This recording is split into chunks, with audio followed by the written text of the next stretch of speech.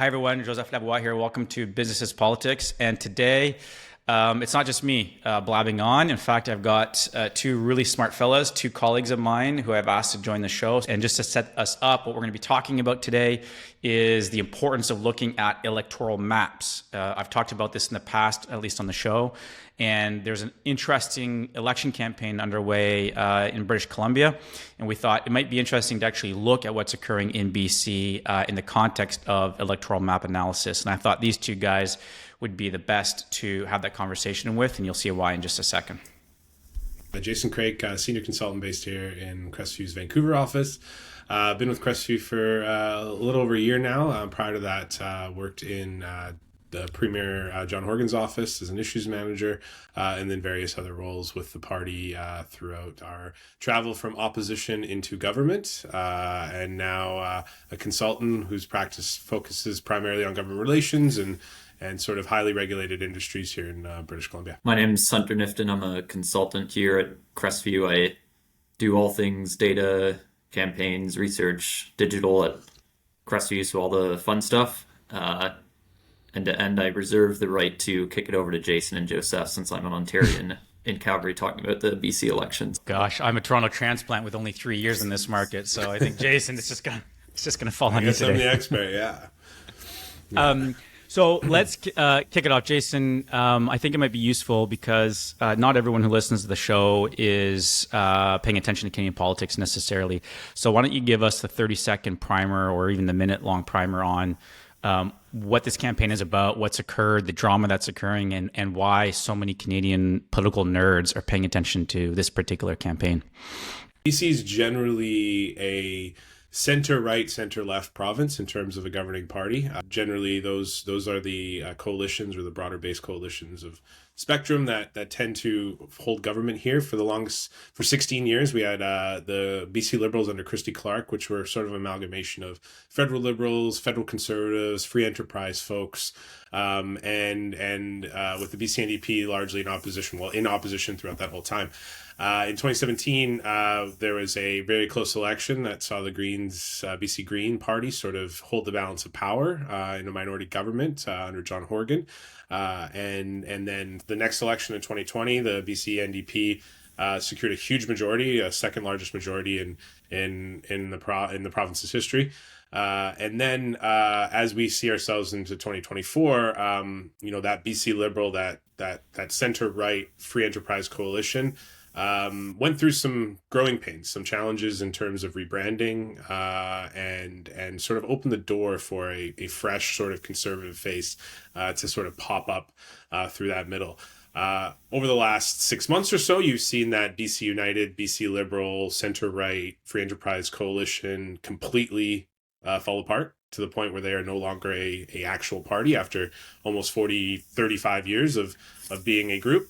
And now you have John Rustad, the former BC Liberal cabinet member, now the leader of the BC Conservatives, really sort of gathering the anybody but NDP vote into a loosely big tent, very big tent, as someone would describe it, in terms of the social and economic issues, into this sort of monolith challenger now to the BC NDP and sort of their left-wing progressive values. And now what we see is polling almost at a dead heat, and really those seat projections showing we're going to have a very, very close election. What we'll get into probably here is around that demographic shift that has happened in province, where it used to be very much a rural-urban divide. It still is, but that rural area has now expanded, and that Fraser Valley region, those areas that were very sort of conservative right wing, are now up for grabs, and that's where you're going to see a lot of the battlegrounds this year. Yeah, let me pick up on that, Jason, because what I've been flabbergasted by, at least in the last year and a half, before the BC Conservatives got the momentum that they did, and certainly before BC United folded up, well, they didn't officially fold up camp, but before they backed out of the race.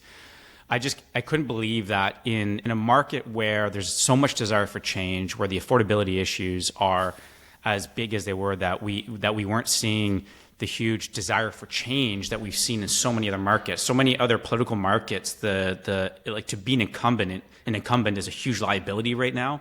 And up until literally 3 or 4 weeks ago, it seemed like the incumbent in this market was going to be able to skate by and potentially secure a win. And I think it's still possible that the NDP does, depending on how the votes get split. And to your point, so much of this I think is going to depend on voter turnout and by demographics. And we know, for example, that the older demographics right now are leaning towards the incumbent. And so voter turnout is going to have a huge impact on this. Hunter, I wanted you on because last week you posted and you published an analysis that you'd ran. You're maintaining a model for this election period. I think it might be useful for you to walk us through what the model is, what you're seeing, and I think particularly from the perspective of what we're seeing across different regions, because I think then we can start to dig a little bit deeper into what that means from electoral map analysis, particularly for those from different businesses or industries. Yeah, so at a high level, the model is based on, as most political models are, a combination of public opinion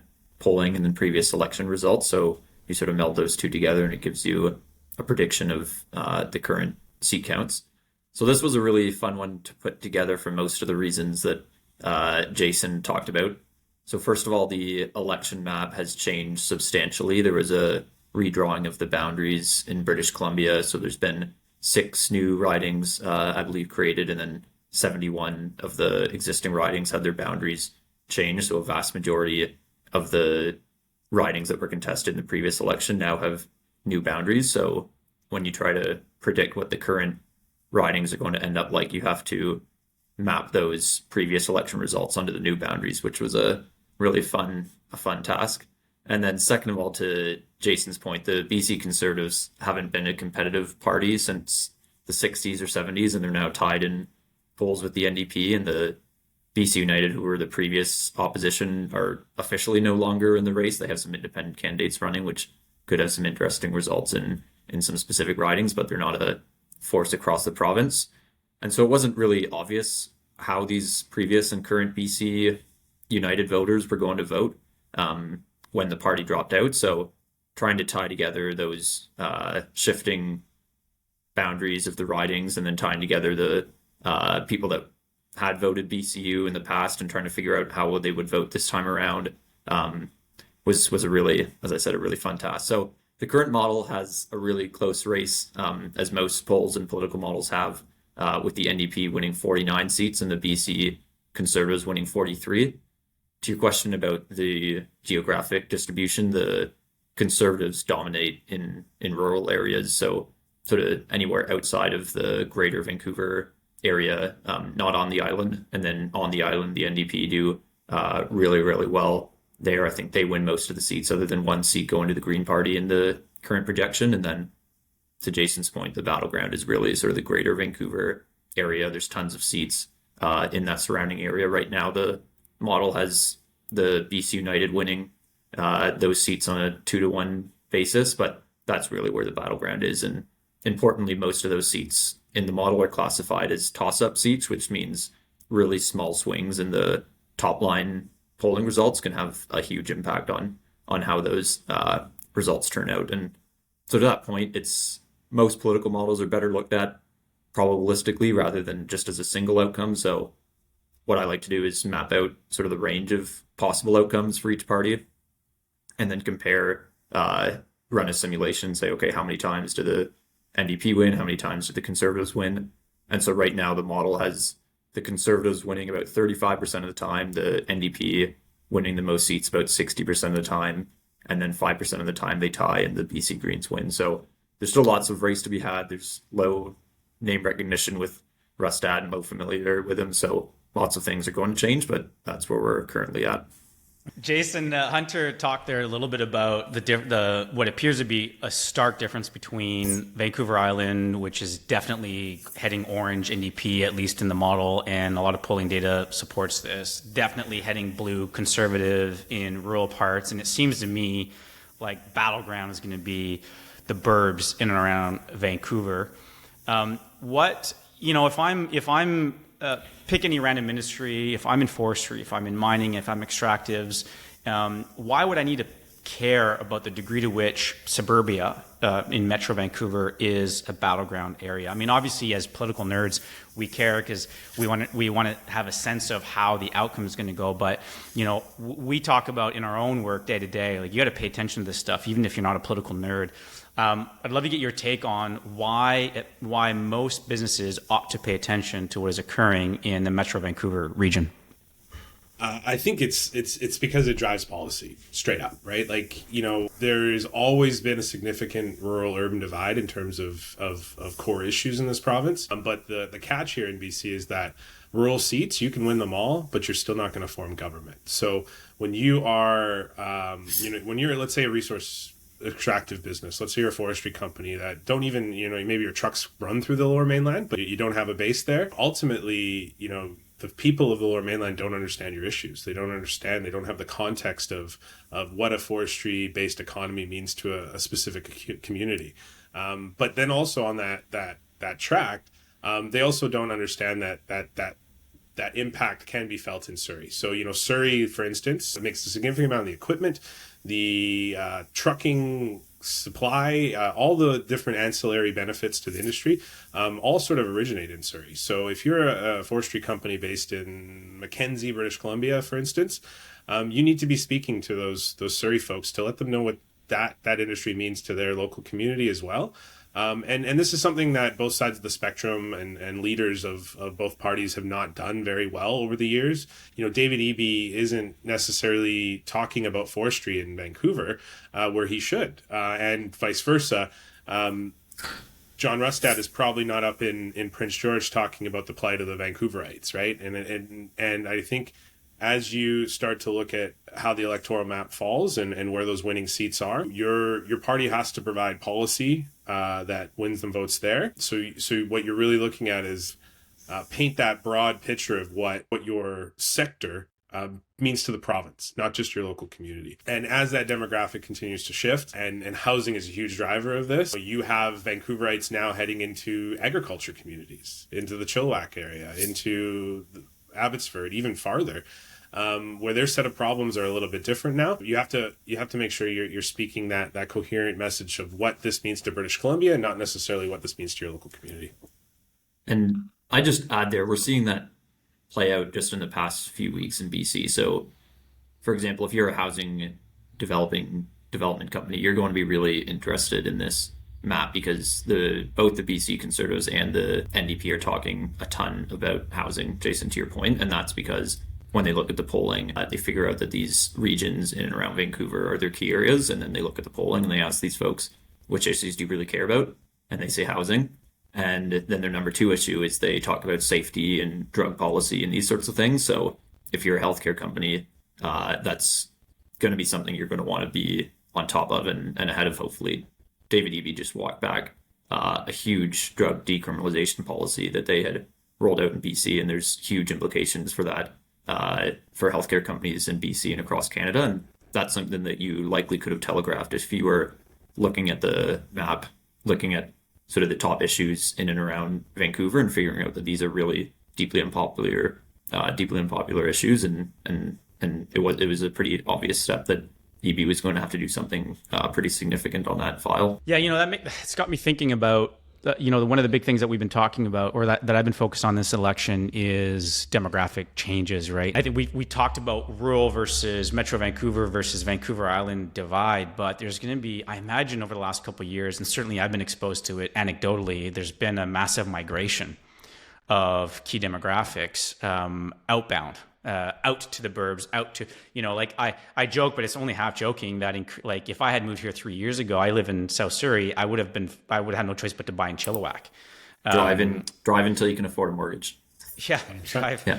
And so I'm looking at since the last election, that's been a long period of time when you think about the massive economic, both macro and micro changes that we've had. I feel like the demographic shift is going to be the big story in this election. cycle. Hunter, what are you seeing in the model in terms of preferences among different types of demographics? And then maybe when you walk us through those numbers, then Jason, you can pipe in and maybe give us a sense of what that actually means potentially for the vote of the election itself. And then I think also, let's also game out what that means, right? If you're in business, what does it, like, why should I care about how demographic shifts are shaping up the regulatory environment? Yeah, so we are oddly, maybe not oddly, but not standard in BC and federal politics. We're seeing a preference among older folks in BC towards the NDP, and younger folks are voting conservative, which again is not something that you typically see both on the provincial and federal level. It remains to be seen how motivated both of these bases are. So a lot of previous election results show us that older folks turn out more reliably than younger folks. But when you think about the top issues that are driving this election, things around housing, affordability, and crime and safety in urban centers, those are typically issues you would think of are really high priority and motivating for younger folks. So yeah, this election is really sort of flipped on its head, both in terms of how various age demographics are voting, in that older folks are leaning NDP and younger folks are voting conservative. And then also it'll be interesting to see how motivated folks are to go out and vote. I saw a poll, one of the latest polls we added to the model. It asked folks how likely they are to vote, and of course people always say they're much more likely to vote than they actually are. I think this poll had like 80 to 85% of folks saying they were at least probably likely to vote. The last provincial election I worked on was in Ontario, and we had 45% voter turnout. So I don't think it'd be that low in BC, but it will be interesting to see if that trend of older folks going out and voting and younger folks staying home, if that holds true this election. Yeah, and on that demographic shift, it's really been about a decade we've seen it here, right? And it started as, the 2015, 2016, 2017 housing boom started to force people out to Surrey, to Langley. And then in the 2020 election, you saw the BC almost sweep they did sweep all Langley seats, which have always gone blue, or red, blue, purple under the BC Liberals. And then you even saw them pick up seats in Chilliwack. They hold both seats in Chilliwack. They hold a seat in Abbotsford, and even in the Boundary Similkameen interior area in Vernon. Now, obviously, there's some other factors there around the pandemic and a very weak opposition and high approval ratings of John Horgan that sort of probably juiced those numbers a little bit. But that's something as a party, when I was heavily involved in party politics, that's something we tracked, and you could almost see through your off-cycle polling, off-cycle door knocking, you could start to see that creep of urbanites, quote unquote urbanites, now moving out into the sort of the suburbs. Now, when I talk to clients, and particularly global clients and multinational clients who don't necessarily have a great picture of the province, one of the things that they will really want to talk about is housing, and they want to talk about sort of those employee issues, the mortgage rates, the sort of not necessarily tax cuts and regulatory environments, but they want to talk about sort of the impact to their employees and sort of the recruitment issues, and that's what I think you're seeing, even more exacerbated during this election is obviously, the business sector has their views on where they want regulatory and taxation policy to go. But what is really, being talked about is some sort of those housing, those crime and safety issues, those neighborhoods that they want their employees to be able to live in so they can expand and grow their own businesses. As we talked a little bit about Vancouver Island. Vancouver Island's an interesting one because in the south of Duncan, south of Lake Cowichan, it's very progressive. It's very environmental. It's very, bounty of the sea. We're green. We vote either green or NDP. But then if you go north, where particularly the resource economies used to be strong, those ridings are all going to be a toss-up, I think, this year, as you have some really strong, right of center or right-wing candidates who are talking about those economic messages and those need to participate more. So I think that's an interesting point, Jason, because like if I'm let's say I'm in extractive, or sorry, I'm in forestry, more precisely. And I have known, for example, that the top half of Vancouver Island has always been a place where my industry, my business is going to have some sort of political sway, because my industry matters to the people there, and politics is ultimately about people always. But if you're starting to see that industries are suffering, if they carry as a result, they're employing less people, they carry less influence, or if the demographics in that same area have changed such that you as an industry start to lose an appropriate level of influence, that to me is one of the reasons to pay attention to the maps. It's above and beyond just like how's your industry doing, but like if the core people you typically would have vocalize and mobilize on your behalf are no longer concentrated appropriately, then you may lose that influence, right? Like because 100%. It is a first past the post system. Yeah, 100%. I would add that even just from a practical standpoint, like a lot of the work that companies would do to build their political capital is doing things like advertising and door knocking and hosting community events and doing things that are really on the ground. And so looking at a map is just like sort of the easiest way to reverse engineer that, is that if you're a forestry company and you know that you need to get for example, university educated people that have lived in BC for more than 15 years on your side, or if you need to get first generation immigrants who have moved from other provinces on your side for a certain project, you can look at those demographics and then figure out which ridings and which parts of the map have most heavily concentrated those groups, and then you can go out and sort of do the important work of building political capital by analyzing those maps that way. And I was just going to say, and in 2017, when I was in government, we banned corporate union donations. That includes, third-party advertising. That includes releasing workers to campaigns. So those sort of traditional ways business and industry and even unions could really participate in elections are gone now. And so it makes it even more important to really stay current of those demographics and run sort of those education style campaigns that take the place of that direct influence, and really to Joseph's point, make it about people again, and not just dollars and influence and gravitas. So when you're looking at sort of influencing policy, looking at that map, understanding where your preferred candidate or your preferred party strengths lie, will allow you to sort of tailor make that message and bubble up that influence in a less traditional way. And it's a good point that those changes happened in BC. Similar changes happened in Ontario, where they changed the timeline of when advertising and money is regulated. It's now 12 months before an election. So it's becoming clear that from a corporate perspective, you can't just drop in during the right period and make your case for a policy and speak to people. You need to do this work around the calendar so that you can effectively have your message told. You can't just sort of drop in and talk about it at the doors 15 days leading up to the election. That's such a good point, and I think from a mapping perspective, like the more we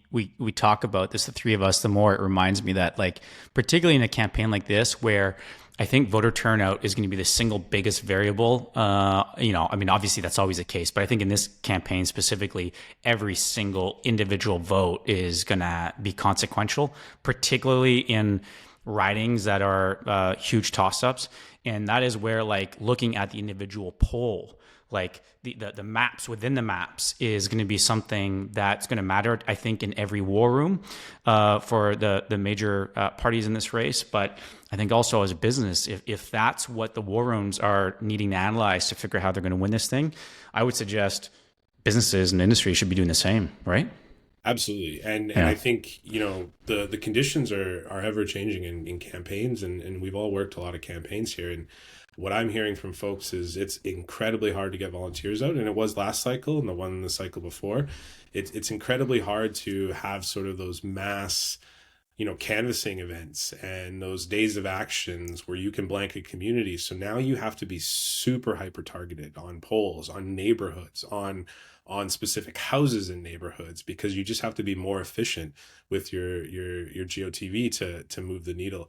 And that's very similar to sort of a digital or an advocacy campaign a company would run, right? Like, being able to look at that electoral map and understand that this half of a riding votes one way and this half of a riding votes another way, and you want to move the needle with said group, you can, hyper target it even more so. So as these tools get better and more advanced, and our data collection gets better, that hyper targeting of message and voice is going to be even more and more. It also almost seems though in some ways they're saying the data is, or the technology is giving us the data to become super precise, very sophisticated, but so much of what's going to actually sway this election, and I think is going to be truer of elections to come, is going to be the ability to apply some quote unquote old school, old world tactics. Like if you are able to knock doors, have actual conversations with people in person, and you do that a lot better and more efficiently than the other side, then you have a better chance of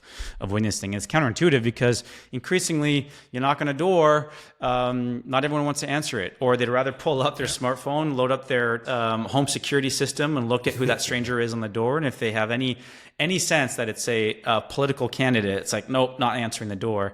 It feels like while the technology has advanced so much for us as campaigners, the ability to be effective actually has become extremely challenging with what we know works. And we know that face-to-face works much better. 100%. Yeah.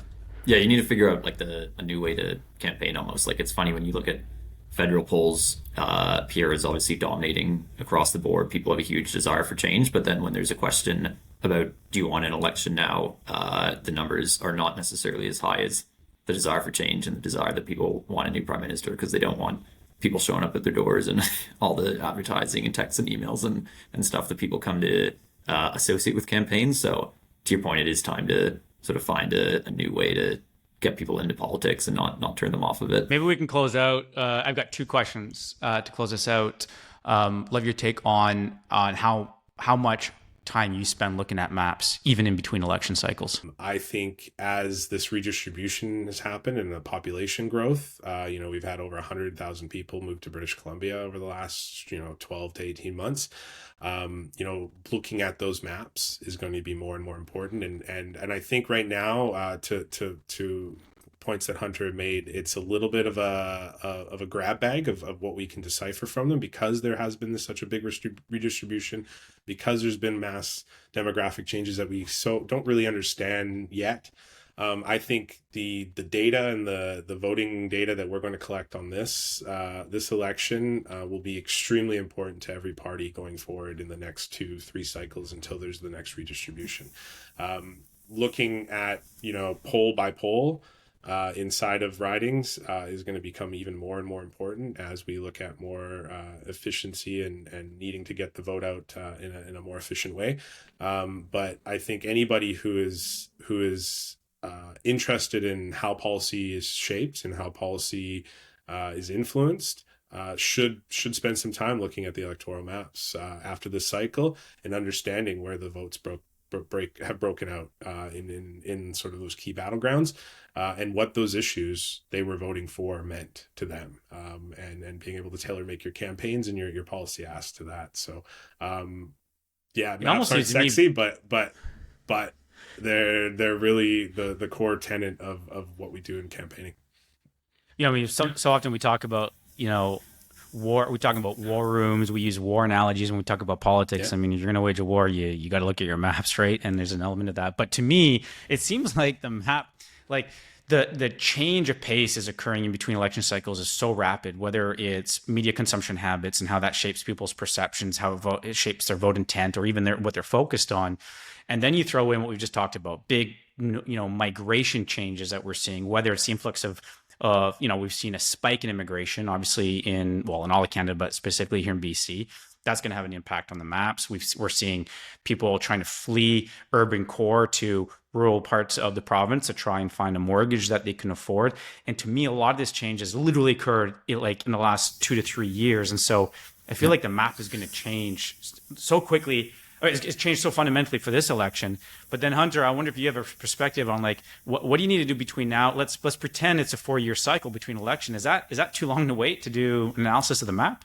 No, not to murder your analogy, but you have to figure out ways to see through the fog of war, which is the fog of elections. And if you're doing it to my earlier point, like 30 days before E-Day during the writ, you don't stand much of a chance. Like just a few weeks ago, I was looking at StatsCan has released new demographics by riding.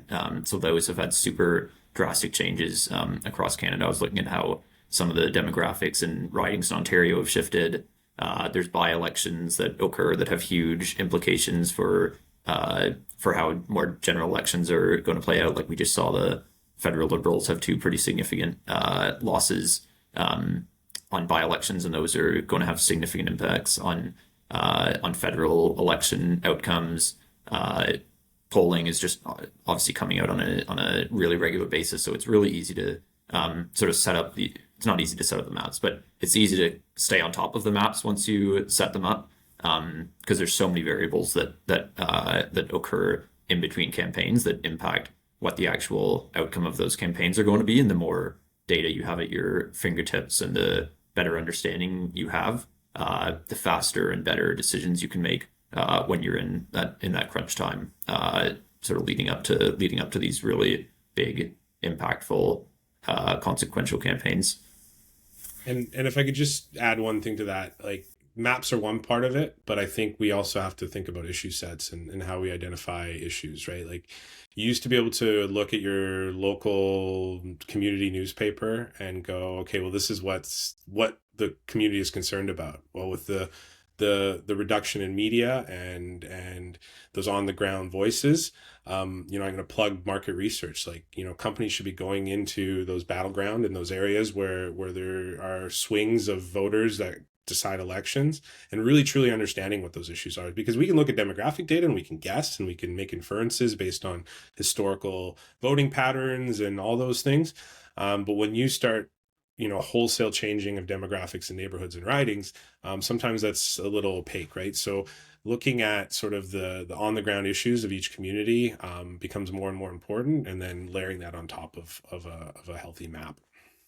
Jason, do you feel like in this election specifically, that the variability from one community to the next is large enough along those issue sets? Because it seems to me like right now, I mean, maybe I'm just exposed to a certain specific narrative with my own media consumption, but it seems to me whenever I have a conversation with an actual voter here in BC, like housing and affordability and crime or the perception of crime or all things related to the growth of visible homelessness and associated issues with drugs in our communities, those seem to be like the top 3-ish, 4, depending how you want to look at it, issues that I'm hearing about. Do you think, or is this always going to be the case, or do you feel like if you actually dig a little bit down to if you dig deeper into the local level, you actually are going to see a couple of variabilities that actually may tilt the outcome?